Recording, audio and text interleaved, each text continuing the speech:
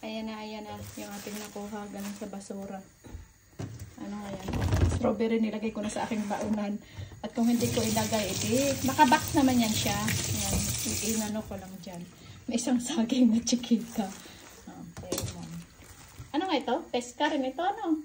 Pesca. Na yellow. Isang mansanas. Orange. Ayan. May mangga. May iceberg. Kasi, gasan mo ng ano. Gasan mo ng ano. Bicarbonate yan. Okay, masarap yan na yellow? Oo.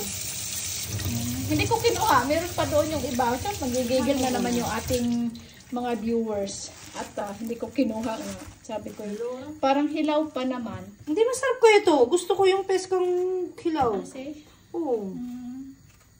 Matamis to. Mas masarap to kaysa yung corn. Tapos niloto na yung ano. At saka yung papaya. Ayun o. Yan, yung papaya. At saka yung baon ko. O, marami tayong carrots. Yes.